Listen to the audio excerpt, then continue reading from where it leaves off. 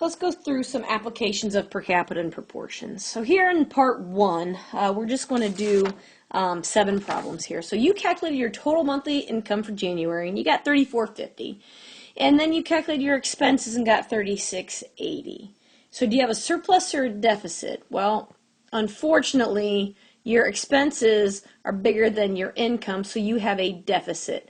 And we figure out how much by subtracting, and we have a deficit of $230. You spent more, $230 more than you took in. Now, if you anticipate, this is pretty much how it's going to be every month for the entire year. You're going to have a deficit for the year, $230 a month for 12 months.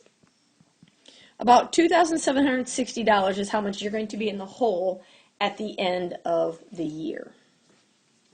Number 2, California ended the fiscal year with a surplus. Congratulations. The following year, they had receipts. That's money that came in of that much, and then they spent this much trillion.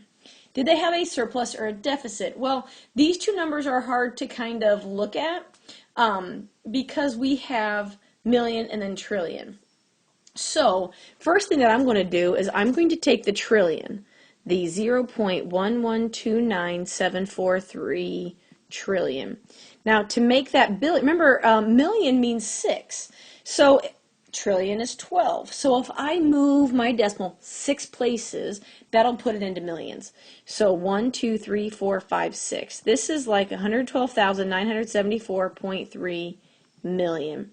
Same thing. And now I can compare. And you can see that this number is bigger, so they have what we call a deficit for that year. And by how much? Well, if I take this and then I subtract the 111,317.8 million, they have a deficit of $1,656.5 million for the 2014-2015 fiscal year. Now, if you want to figure out their total, they had a surplus of this much, but I don't know if that, you could then say, well, let's put subtract this from that overall. I'm not sure if it goes into that. I'm struggling with how to really interpret this question. But for the 2014-2015 year, they have a deficit of this much. That's what I'm getting out of this problem.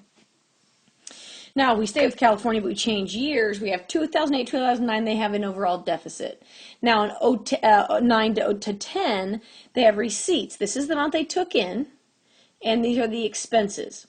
Now, you can see that the expenses are bigger, so we know they have a deficit for the 09-10 fiscal year. How much? Well, if we subtract the 87,236.7 minus 87,041.1, they have a deficit of 195.6 million. And that's for the 09-10 year. Now, if you think about it, they come in with a deficit of 5,149.9 million. If they're adding this much to it, if we would add that to it,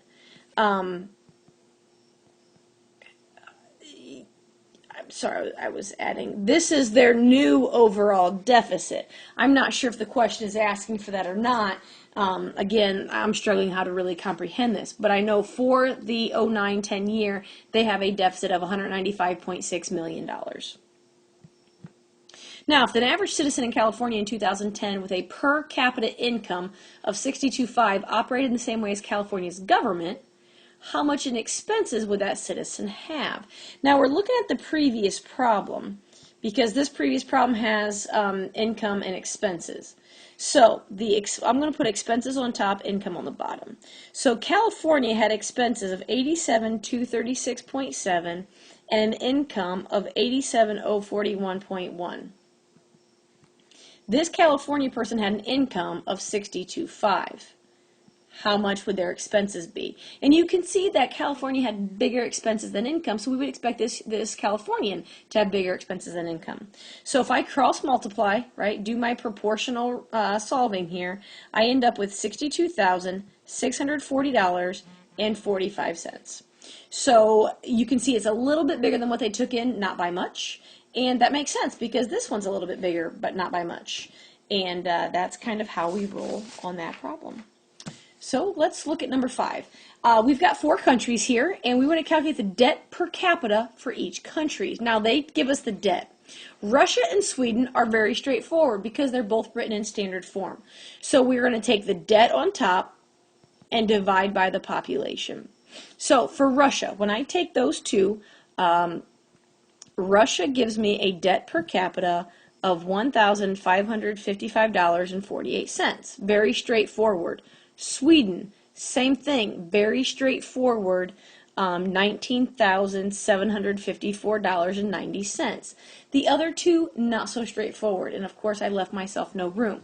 Now, when I look at Turkey, debt for Turkey is 410.5 billion. Billion means times 10 to the 9th, and I'm going to divide that by 76.09 million, which is times 10 to the 3rd. When I divide these, right, I start here and I divide these numbers, I get 5.39497 times 10 to the 3rd. Well, nobody talks about money in scientific notation. So if I move my decimal 1, 2, 3, Turkey now has $5,394.93 because this is the decimal, 2 places, 7 rounds up. All right, so we can use our scientific notation to solve these. So when I go to the United Kingdom, because I'm going to the UK, I've got 2.654 trillion. Trillion means times 10 to the 12th, and I'm dividing by 64 million. Million is times 10 to the 6th. So when I first divide these numbers, I get 0.04146875 times 10 to the 6th. Now, times 10 to the 6th, so I go 1, 2, 3, 4, 5, 6. So the UK has a per capita deficit of $41,468.75. Very much like the US, right? Very high. Okay, so that's number 5. Now, number 6 uses that. Which of the 4 countries has the smallest? Which one has the largest? Well, the UK definitely has the largest. We just saw that. 41,000. But who has the smallest? Well, 1,000, 19,000, 5,000. Russia. Russia wins the smallest debt per capita award. And in 2015, Saudi Arabia's debt was 103.9 billion, and their population was 31 million. What's their debt per capita, and how do they rank with the countries? Well, if I start by dividing these, I get 3.3516,129 times 10 to the 9 minus 6 is 3. To put this in lovely standard form, I go 3 places, 1, 2, 3, and I get $3,351.61. That puts them, if you're looking, it puts them after Russia, before Turkey. So they are second smallest in wrong button. There we go. Second smallest in terms of their ranking of debt per capita.